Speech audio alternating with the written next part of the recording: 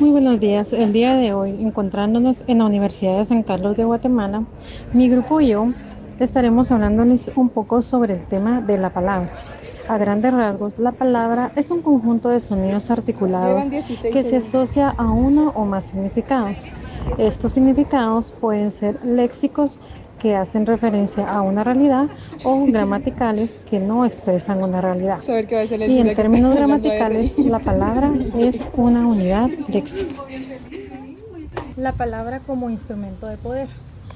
Introducción. La definición de la palabra como herramienta de poder en contextos sociales, políticos y culturales. La pregunta central: ¿realmente tiene poder la palabra? El poder simbólico de la palabra, como reflexión sobre cómo las palabras pueden reforzar o desafiar las estructuras de poder. El autor Pierre Bourdieu y su concepto de capital simbólico, donde el lenguaje es la forma de poder que se ejerce en las relaciones sociales. Sirve la redacción de texto para provocar un cambio social como herramienta de manipulación. Discusión sobre la dualidad de la palabra como herramienta de liberación o control. Esto lo decía el autor Michel Foucault. La palabra en la construcción del conocimiento. Pregunta: ¿cuál es la relación entre la palabra y el conocimiento? La reflexión sobre cómo la palabra se estructura y limita nuestro conocimiento del mundo.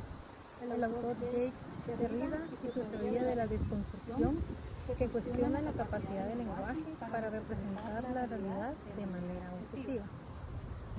El propósito social de la palabra. ¿Cuál es el propósito de las palabras en el sistema social? Análisis de cómo las palabras sirven para mantener o transformar el orden social. El autor Jürgen Habermas y su teoría de la acción comunicativa, donde el lenguaje es esencial para la creación de consenso y la democracia deliberativa. La palabra en la era digital, sobre cómo la tecnología ha transformado el poder y alcance de las palabras. Las palabras en las redes sociales han influido en movimientos sociales o campañas de desinformación.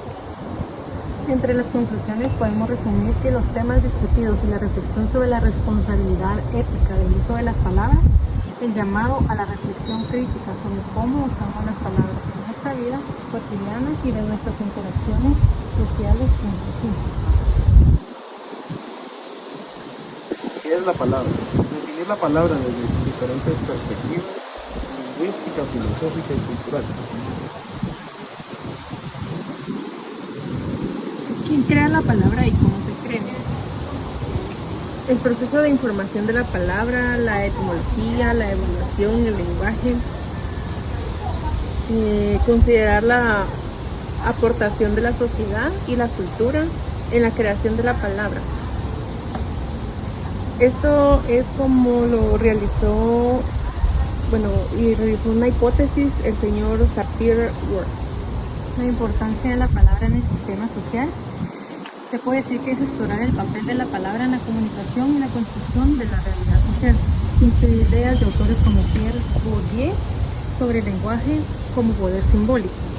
Reflexiona sobre cómo las palabras pueden reforzar o desafiar estructuras sociales. ¿Podemos cambiar las cosas con las palabras? ¿Cómo?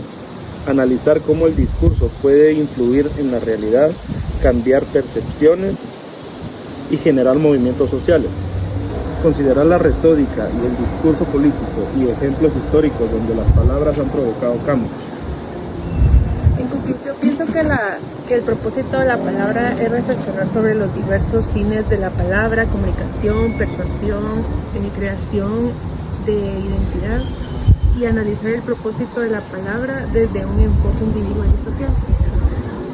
Sí, como leíamos ahí de cómo las palabras pueden ayudar incluso a resolver conflictos o tal vez históricamente pienso yo que puede no haber ayudado hasta detener guerras o impedir guerras.